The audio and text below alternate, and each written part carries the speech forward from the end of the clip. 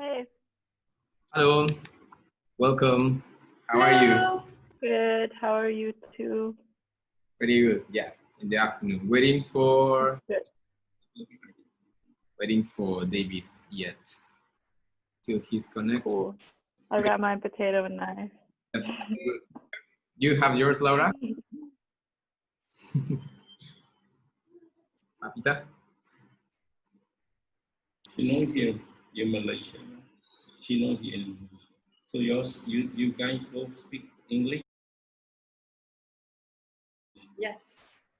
Okay, while David is connected, we'll make the presentation of us. And so, in English first, Naco Critical Space is a place, kind of gallery that burns in Mexico City in December 2018. And in June of the last year, we decided to bring this project to travel with us. And that's how it burns Naco Errante. And in this trip, we know many artists, and some of them we invited to create this, that it's Nacovid. And so we have many questions for that about the quarantine, about the practice, about the art institution. So we proposed to them to create a performance, a talk, an interview, or to share something with us about those topics, and that's what they are presenting. Today we'll have to David Sebastian López Restrepo. He is from Denmark. Sorry, he is from Colombia, but is living in Denmark. He direct a performance art festival there in Denmark that is called Coconut Performance, and they create many different other projects. Today, he will share with us something about the potatoes, the migration and identity, and we know him staying in Montreal in the Viva Festival, Performance Art Festival. He was doing a piece in the kitchen about migration also, and we and other people were working on his piece. And that's how we know him, and he'll share with us these topics. So welcome. Now in Spanish. Hola a todos, muchas gracias quienes están observando, muchas gracias por asistir. Nosotros somos Naco Espacio Crítico, un proyecto de arte que nace en la Ciudad de México en el 2018, en diciembre. En esta ocasión nos encontramos presentando Nacovid Talks en su quinta sesión, en donde invitamos a artistas que hemos conocido durante un viaje que emprendimos como colectivo, y para platicar sobre cómo están sobrellevando el coronavirus, o para proponer alguna acción, performance, plática, presentación en la que quieran compartirnos un poco acerca de sus reflexiones, de su trabajo, o lo que decidieran. En esta ocasión tenemos a David Sebastian López Restrepo, quien es un artista de Colombia y vive en Dinamarca actualmente. Está a cargo del Festival de Performance Coconut, y a quien conocimos en Montreal, en el Festival Viva, donde trabajó acerca de la migración, el cual es un tema recurrente en su trabajo.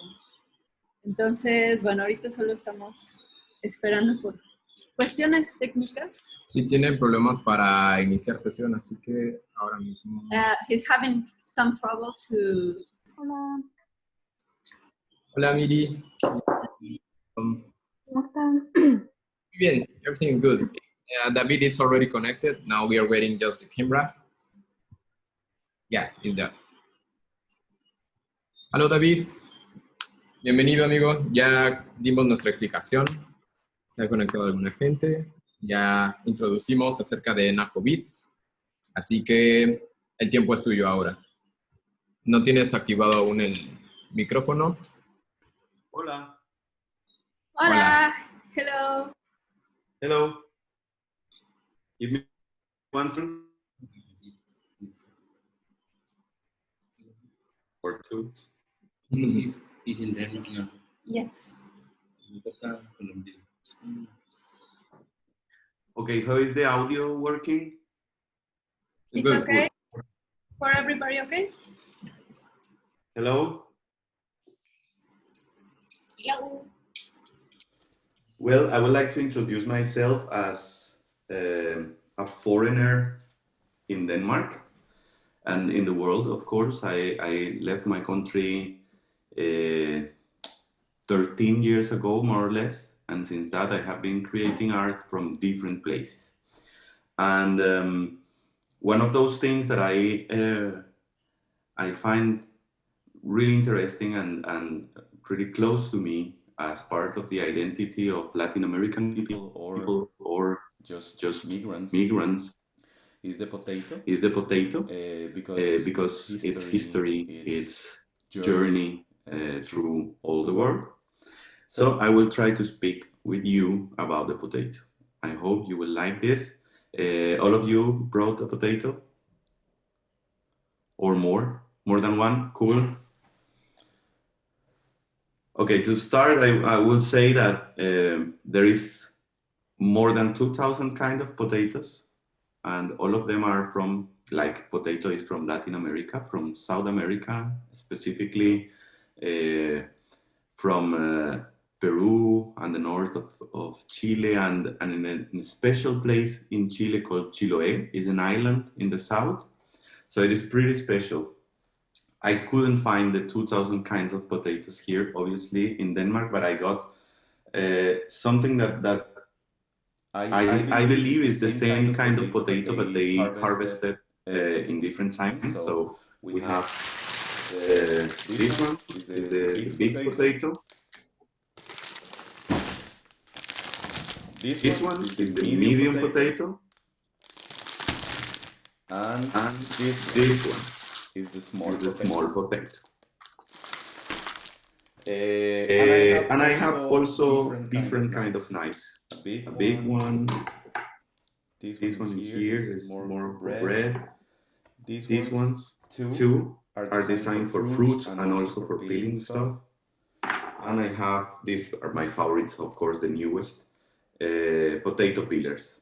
So I would like to start telling you that I have like a really close memory with peeling potatoes, because my neighbors always cook in special occasions for everybody in the block. So we actually joined one of the grandmothers of that family, my neighbors, to peel the potatoes for the soup. So potatoes and peeling potatoes is always some kind of communal experience. I would like to start with a big potato. Give me a second.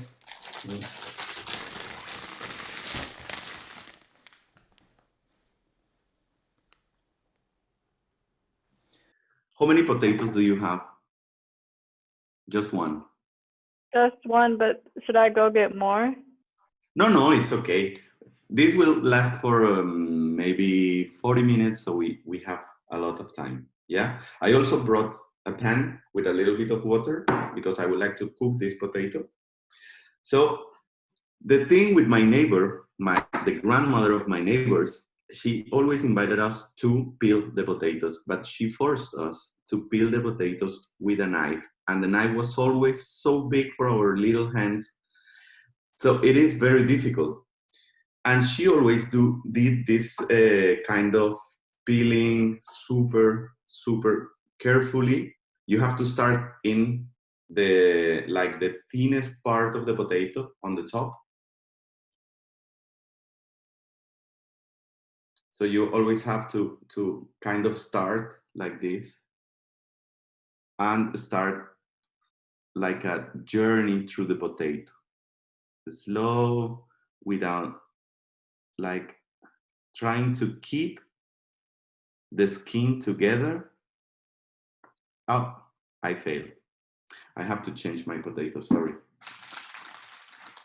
So again, from the beginning, from here, from the top of the potato, you cut a little bit and then you start doing like an spiral around the potato, trying to peel, to remove all the skin.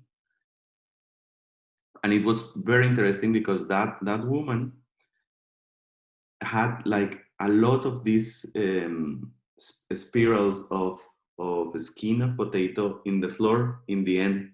So one of her daughters take that skin, clean it, and then fried it. So it is very delicious. So you just have to try it afterwards because it's so delicious. But okay, let's continue with this. So you have to do it slowly because when you do it with this kind of knife that is so big, it is kind of difficult, super difficult. But I did it wrong again, so I will try with another potato. Sorry. Yeah, you are doing amazing. You are doing amazing. How are you with the sweet potato? I don't know, but I'll try for lunch today. Yeah. Okay, I will try to do, well, this one reminds me my childhood and it's very difficult. So I will try, maybe I will try with this one. This is a potato peeler that I got this morning in the supermarket. And it's very interesting because have this surface here to remove the skin. And this one, when you live in like small villages yeah, exactly. Potatoes have like these small holes that we call it in Spanish, the eyes, los ojos, the eyes of the potato. So with this sharp, you remove the eyes of the potato. You make the potato blind. So it is very interesting. And something interesting of this tool is that my neighbor, this old woman who forced us to use the big knife, she hates this kind of stuff.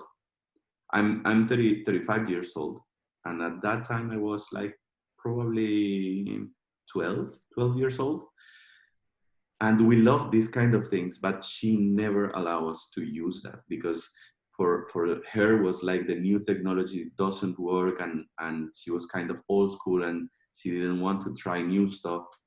So of course, we use this kind of stuff back in home, but for the public meetings, we always use the big knife. I think this is very easy to use because kind of remove the skin with the same, like the same size all the time. It's very easy to peel the potatoes with this kind of peeler.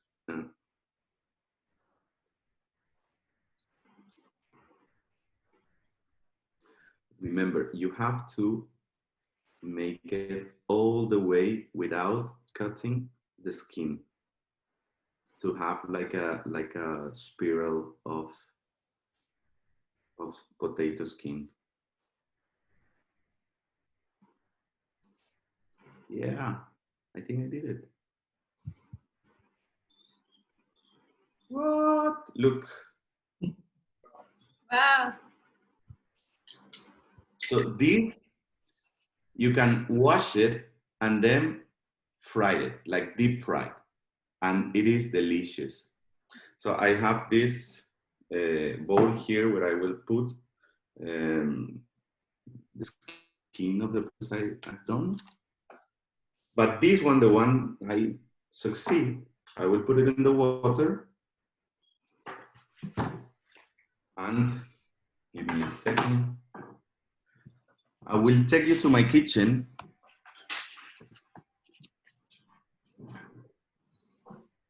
With this. So once you finish with peeling the potato, I would like to go to your kitchen. If you have like a laptop or you are in your cell phone, you can. Well, if not, I will leave this in the kitchen cooking for a little bit. We have 40 minutes. And it's very interesting because there is always like a different method in each country.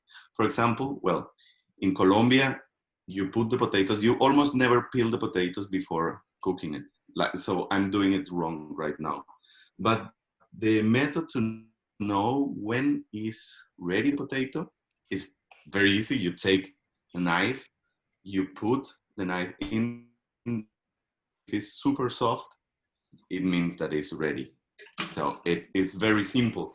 But my wife is from the Faroe Islands. Okay, here it is. It's cooking. My wife is from the Faroe Islands, and there, like guys, men, They do a lot of potatoes because most of the food there it's very simple. It's like fish or lamb meat, and it's always eaten with potatoes. And the method there for the guys, for men, is okay, you put the potatoes in the pan and you let them cook for 1 hour. And it's always 1 hour, I don't know why. And sometimes it feels like it's overcooked, but okay, it's their method. And I can imagine in every country they have different methods. Okay, I came back to my spot here. Hello again. I will try to peel a small potato. Look at this beauty. It's so small. And I think, I mean, they said that it's a different kind of potato, but actually has the same color, the same structure, the same shape. So I feel it's not the same. It is not a different kind of potato. It's just a different stage of harvesting. And I can imagine they cannot bring all kinds of potatoes here. Or maybe they don't like all the texture because each potato have a different texture. And that brings me to histories that are very, very nice. For me, it's nice to tell about this story about how potato came to Europe, because it is pretty interesting how it happened. When the Spanish went to America, it was not called America, of course, it had another name. Maybe it didn't have a name, or maybe each territory had a specific name, depending on each kind of language or, well, whatever. So when the Spanish came, they arrived in the Caribbean, in a small island, and the indigenous there, they were called the Taínos, yeah? But the thing, they didn't find the potatoes right the way they arrived into America, because in that island, those indigenous, they didn't have potatoes. So the discovering of the potato was few years later. Then, when the Spanish came to like the Andean range, more or less like south of Colombia, Ecuador, Peru, they start finding that the indigenous ate something that comes from underground, from this kingdom of darkness in or underground. You know what I mean? So the Spanish people, the Spanish conquerors, they didn't eat the potato because they thought that was evil. Because these delicious things, they come from underground. So it was like a devil product or something like that. So they didn't eat that. After a while, they were like wandering in the jungle. It was not a jungle, but I can imagine at that time it was pretty beautiful and well preserved, that it was almost like a jungle close to the Andean range. But once these Spanish, they were basically dying of hunger. So they had to eat. But at the beginning, they prefer to eat the leaves of the plant of potato. But of course, it's not eatable. That is, please don't do that. Don't eat the leaves of the potato because it's kind of poison. Yeah, you don't do that. But it is delicious. When they find out that they were missing this part of the potato when they were with hunger, they just discovered something amazing. And even though they were conquering America, they took this small piece of America back to Europe. And now it's like we are beating them back because everybody all around the world is eating this. Actually, this small thing saved many countries of hunger, like in the middle of the what is it called? The plague? The plague. La plaga? La peste negra? Plague, yeah? What is it called that? Yeah, the plague. Yeah, the plague. Yeah, okay, the plague. Potatoes save entire countries of hunger. Like, it's very funny fact, but Hungary was saved by the potato. I mean, the name, it doesn't have nothing to do with hunger, no, but Hungary was saved of hunger by the potato. Is true story. So now with our potato is cooking. How many of you are cooking the potato with me? We're going now. Yeah, okay, you should do that now because we have, I don't know how much time we are now. 10 minutes. 60 minutes. We have been in We have this for 20 minutes. Yeah, so we will not do it in the Faroese way, like 1 hour cooking, because actually it's a small potato. So I think with 20 minutes is okay to have like an eatable potato. If you have another potato, do you want to keep peeling or something? Because eating just one potato is impossible. Potatoes I'm are, gonna go to my kitchen and get another one. yeah. I'll be back. Can you? Okay, cool. What about you? I don't know how. Okay, I think most of the people have. There's Laura, Andrea, Miri, and Pilar. I haven't got potatoes. Sorry, I didn't know it. Why? Me neither, but I think I have other vegetables. I can that go try choose. to peel. Oh. Oh. Well, we can send some potatoes to you. Necesitamos tener una papa. Yo no me di cuenta, es que me acabo de levantar. Uy, ¿qué pasó, Escobar? No, Dios mío, o sea, no, puse despertador, todo, llegué, pero tuve un problema con la conexión, entonces casi que no. Pero oye, ¿tienes por ahí en tu cocina alguna papa? Sí, tengo una papa. Dale, hay que ir rápido. El tema es que ya enseñé. She is asking me if she actually needs a potato, and yes, it is mandatory to have a potato to have the whole experience. If not have a potato, okay, you will see a performance that is not participatory, and you know, all about. Okay. Next time somebody asks you for having a potato, you have to get a potato. But well, the thing is, if you just arrive to the experience, you will not learn how to peel properly a potato, because I already did it at the beginning of the performance. Sorry. I will do this pretty fast because I already started. You know that this is a performance with facts, you know. In Denmark, this is pretty interesting for me because they eat a lot of potatoes, and most of the food, that like the traditional food, is based on potatoes. And it's pretty interesting because in the 50s, more or less the 50s, was the first migration wave into Denmark.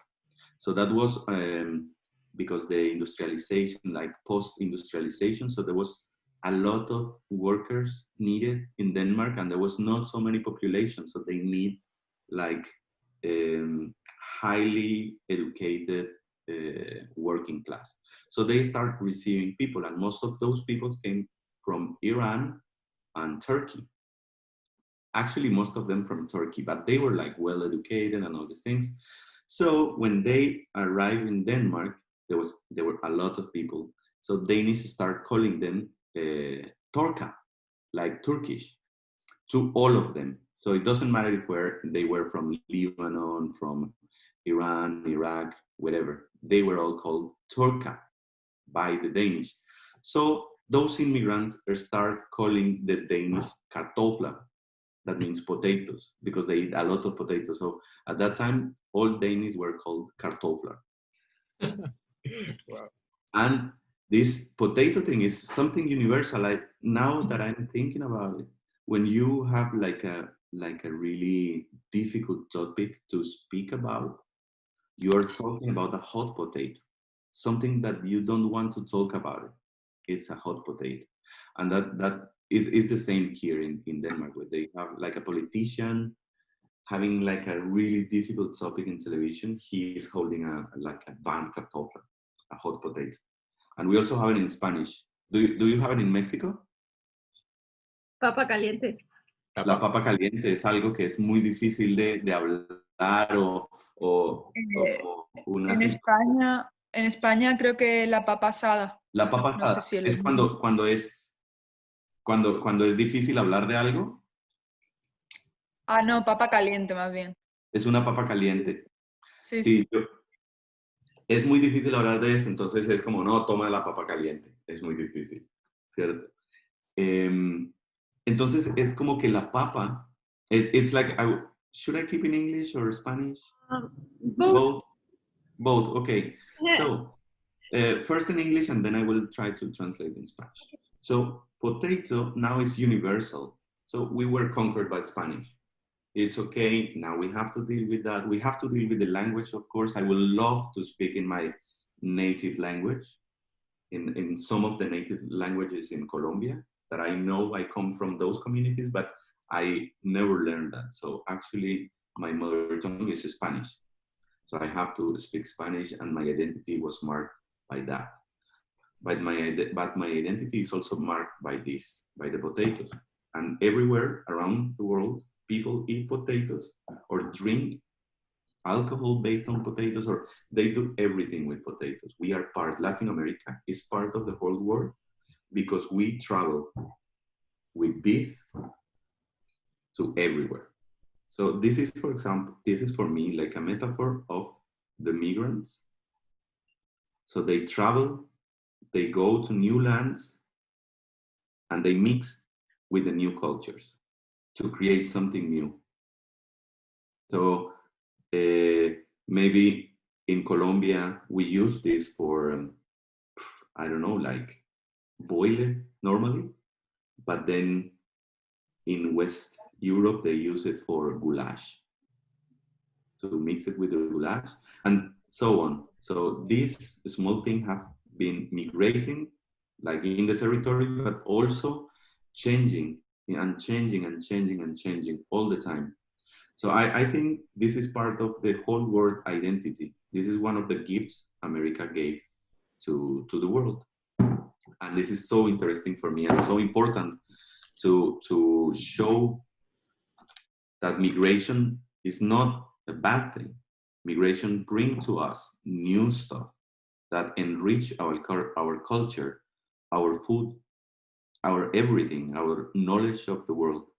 So that's why I believe migration is something that we should encourage and we should accept. I mean, you are now in Malaysia, and I heard like in a Spanish accent. Where are you now? Malaysia. No, here is Uncle. Me? Yeah. Yes. Sorry. Yes, I'm from Malaysia. I'm a Malaysian. Hey, Hello. nice to meet you. Yeah. How do you eat potatoes in Malaysia? Yeah. I mean, yeah, what is it? How are you? You asking what's the question again? How do you eat potatoes in Malaysia? Oh, we boil them. We boil them. Yeah, the Yeah. same potato that you're cutting, the same type of potato. I saw you cutting the same type. You boil them. Yes. Oh, nice. Yes, the same potato. But mostly, Nice. you know, Huh? Malaysian potato imported. Yeah, it's imported from Malaysia. We The don't produce, most of them is we don't imported. produce so much potato locally. Ah, Yes, in Malaysia. Right. okay. Yeah, good. Okay. Hey, in Denmark. Thank you so much. Yeah. Who else is here with us? Okay. Do you think the potato is ready? Let's check it out. Our water is Okay. Me again.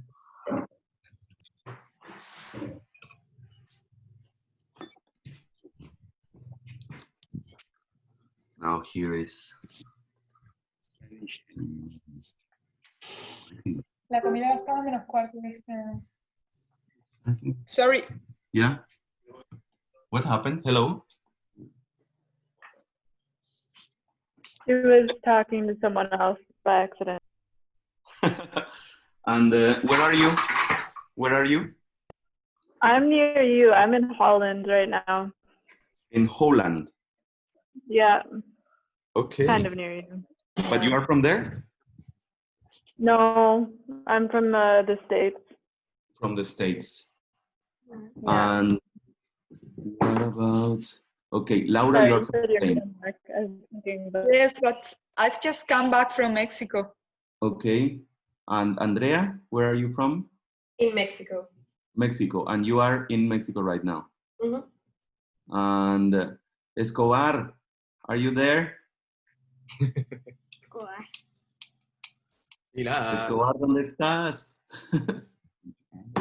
Yeah. Ella creo que se quedó buscando la patata.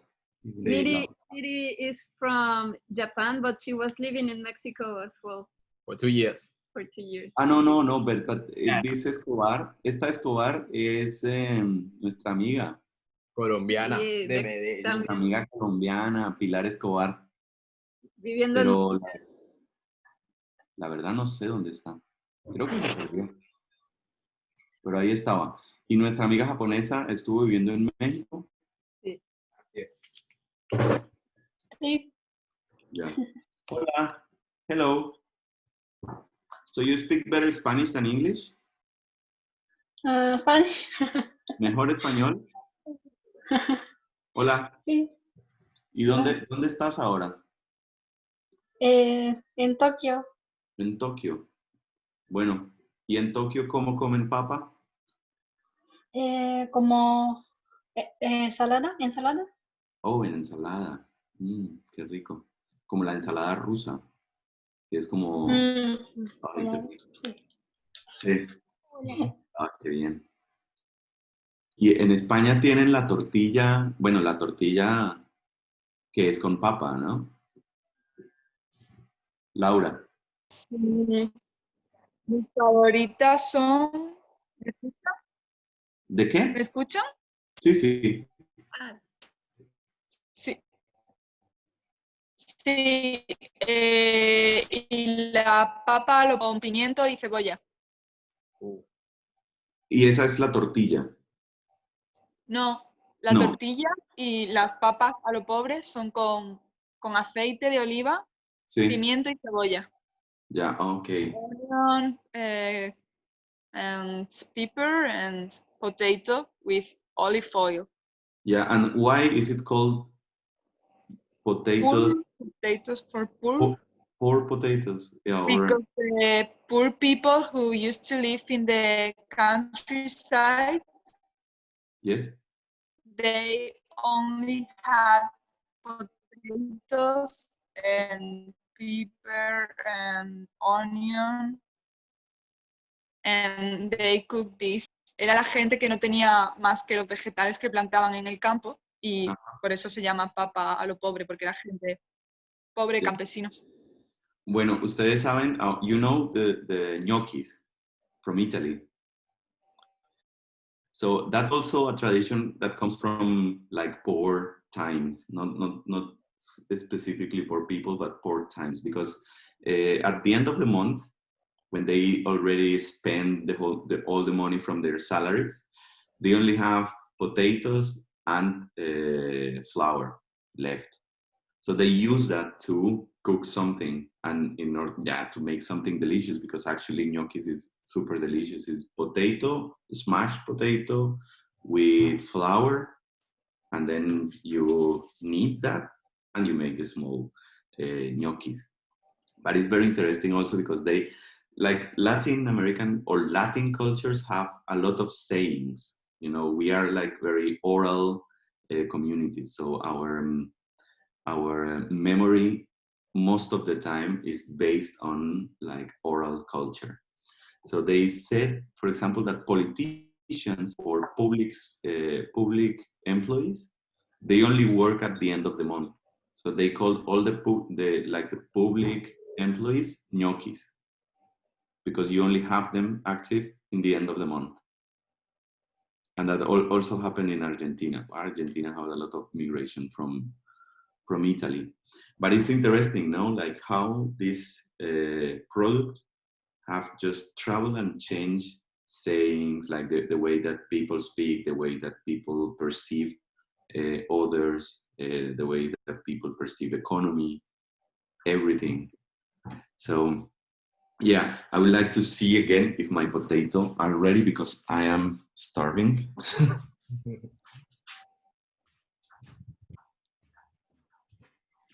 I think my potato is ready. So, small plate. my plate.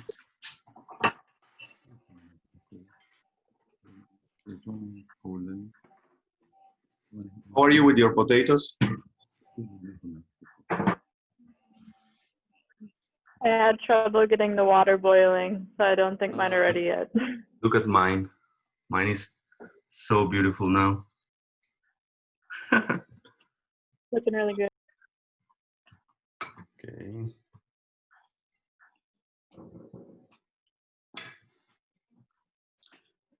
Oh, maybe I will put a little bit of, yes, mantequilla, butter. This is butter in Danish. So I put this in here. Take my potato. David, we have just 3 more minutes, so I already create another meeting. Yes. For the 8 p.m. So it's in the chat now. Thanks God, it's just one potato. It's okay, but to not speak so fastly and to finish like suddenly, I put if the case on the Yes. and link access, also the password there. Or we all have it in the meeting chat to access. Yes. Okay. Well, thank you so much for joining this call, and I hope after this meeting is finished. Another meetings we can finish without rush. Here in the chat, Yeah. aquí en el chat pueden ver el link. Aquí podemos accesar a otra junta, entonces podemos ir con más tiempo, ¿vale? Okay, dale. Vamos a iniciar la siguiente junta y ahorita nos vemos. Perfect. We create the link which is in the chat already, so Okay, we perfect. get there and finish without rush. So should I go to the chat? Yeah, in the chat. Okay. It is in 20 minutes, so it's a very good break for everybody. But well, I would like to say goodbye. Yes. See you there. See you later, yeah. Bye. Everybody have the access now to the link. You copied it. ¿Han copiado el acceso? Give me a second. Está en el chat, Pilar, en el chat del meeting. Ahí puedes ver el link de acceso. Ya lo copié. Ok. Ahí nos vemos. Okay. Bye. Chao. Thank you. See you in a while. Bye. See you. So here is my potato. Can you see this delicious? It's very simple, but it's really complete food. In the Faroe Islands, they always use this butter to put in almost everything. So I will put this in here.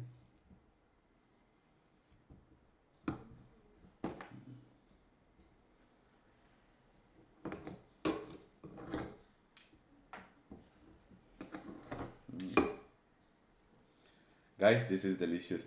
I have my mouth like water now.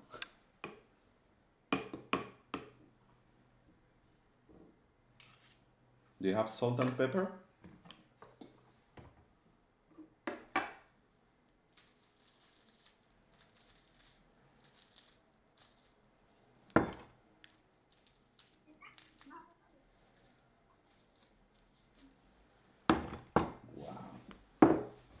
Even though it's super simple, it is delicious.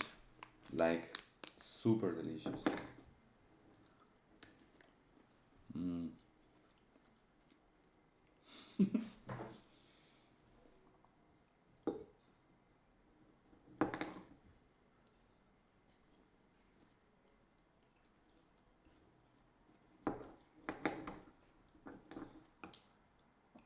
Thank you for joining this. I hope your peeling potato skills have improved from today.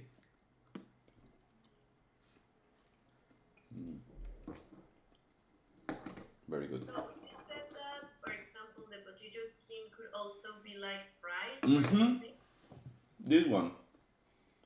Mm-hmm. That's why before you peel the potato, you have to clean the potato really good. I mean, here it's not necessary because the supermarkets already sell you the potato completely clean, like it's amazing.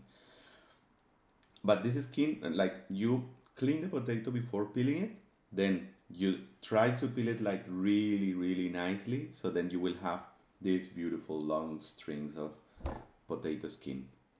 So basically you clean it, you leave it, you can leave it in water with a little bit of salt for some time, like maybe half an hour or something like this, so the meat of the potato gets the salt inside, and then you just fry it.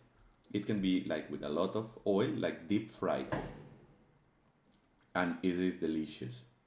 So next time you have to try it. Sounds really good. Yeah, and you know, I'm gonna make pizza later, so I will use these potatoes and I will just cut like pieces like this, like very thin slices to put over the pizza. And then I put the pizza really close to the heat in the top of the oven. Oh, this is delicious. Oh, and you know, this is very interesting with pizza. You know, like of course you know, tomato is from Mexico.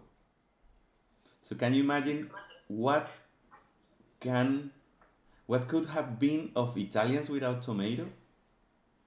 Everything in like Italian food is based on tomato.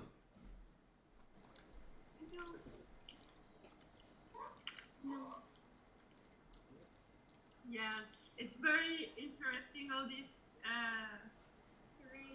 all the action around the potato and about how it's related with migration. I think now more than ever is very important to think about how we think migration. Voy a decirlo en español. Sí, dale. Pero en nuestra primera sesión, que también tuvimos así él es de China y vive en Canadá, y estuvo presentando, habló como de esta condición de tener una personalidad con una fecha de caducidad. Sí, total. Y por ejemplo, creo que ahora, en especial con el coronavirus, esta situación se ve todavía más intensamente. En nuestro caso también es como hay fechas y ahora que están todas las fronteras cerradas es como una incertidumbre de qué va a pasar. Y algo que hemos notado a lo largo de estas charlas en Nacovid ha sido que pues las personas con las que hemos interactuado en su gran mayoría son de otros países pero viven en otros países y que no son su lugar de origen. Y bueno, eso es muy interesante, cuál es la cantidad de gente y cuántas personas estamos ya viviendo en esta condición de ya no sentirnos como ciudadanos de un país, sino como ciudadanos del mundo, y nos vemos limitados y restringidos por las fronteras y los acuerdos políticos. Entonces, bueno, a mí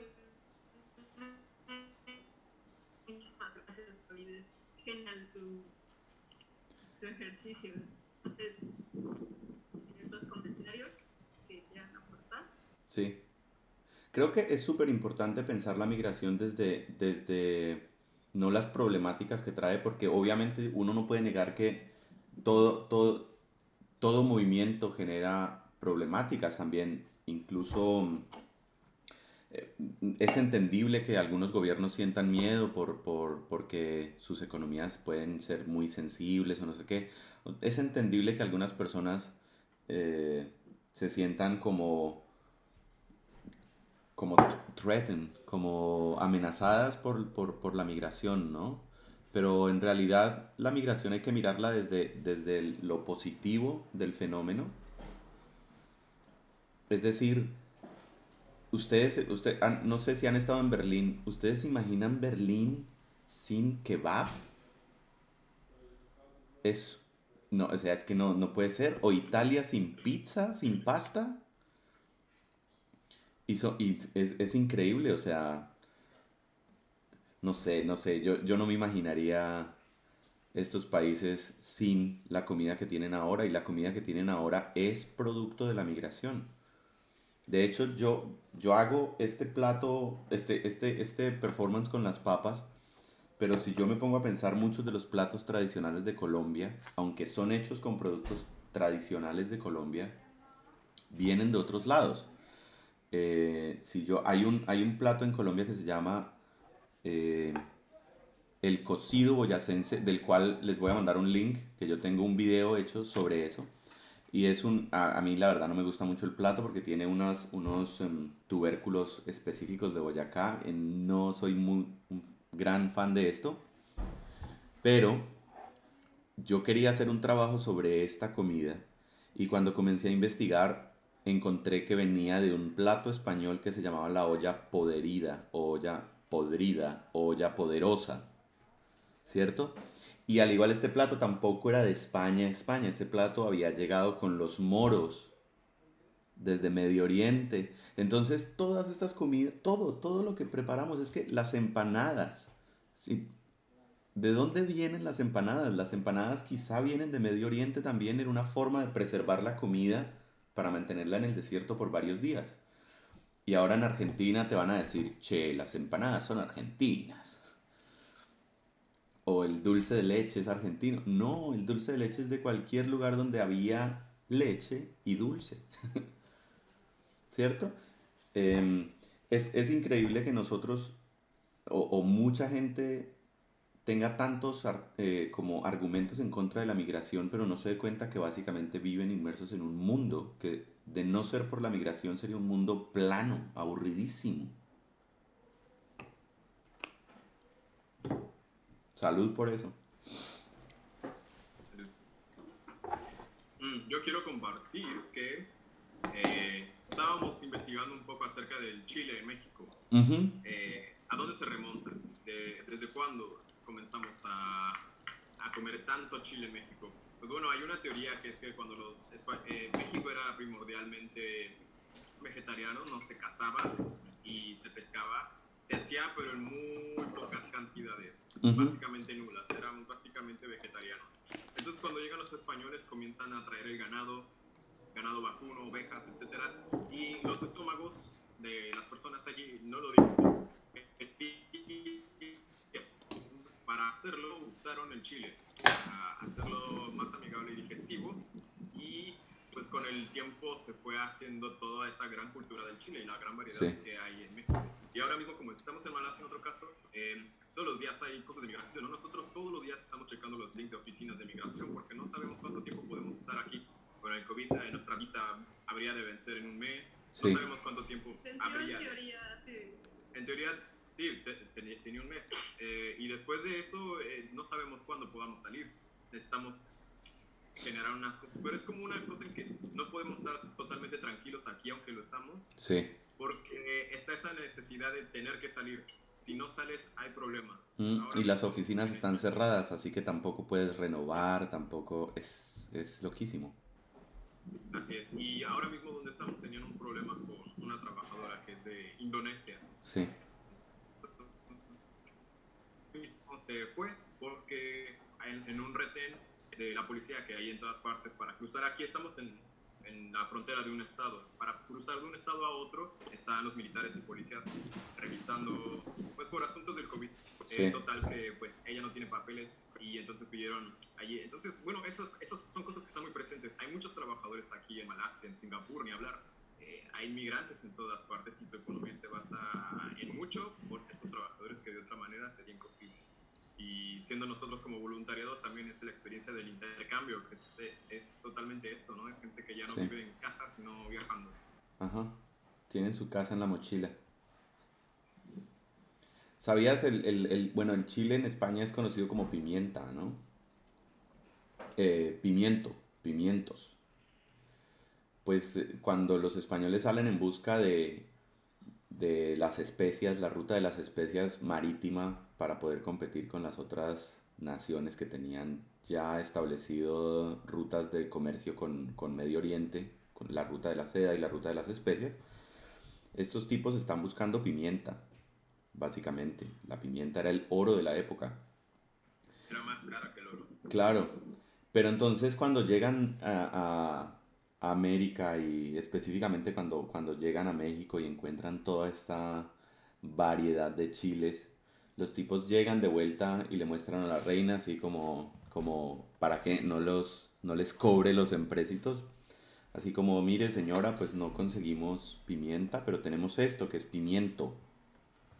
Los tipos básicamente mintieron sobre el nombre para poder llevar algo que tenía valor y ahí comienza a tener muchísimo valor en Europa el chile, además. Porque esto, bueno, quisiera mostrarles esto. Este plato yo lo utilicé para una performance que hice en 2012, que fue con la que me gradué de mi maestría. Y me gustaría cerrar con este, que es más o menos el mensaje de mis performances. Espero que no esté al revés.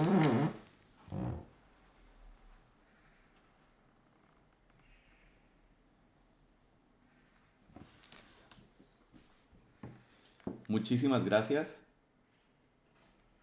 Espero que hayan disfrutado aprender a pelar una papa. Espero que cada vez que coman papa recuerden que una papa no es solo una papa es algo que ha viajado y que tiene una historia larguísima y que ha salvado comunidades enteras y asimismo la migración, la diversidad es lo que nos puede mantener vivos y entender la diversidad es lo que nos puede mantener vivos. Muchísimas gracias por esta oportunidad. Gracias. Gracias chicos. Muchas gracias. Súper, gracias. For those ones who don't speak Spanish and for later, because I can imagine you will edit this video, no? I know about it. Yeah. in Spanish parts and in Spanish and English parts. Yeah. So thank you for joining us and for looking this video, and I hope you learn how to peel a potato, and then you will find how potatoes is not only about potatoes, it's about migration and about how migration and movements in the earth have brought us something very important for our survival, and it's diversity. So thank you so much.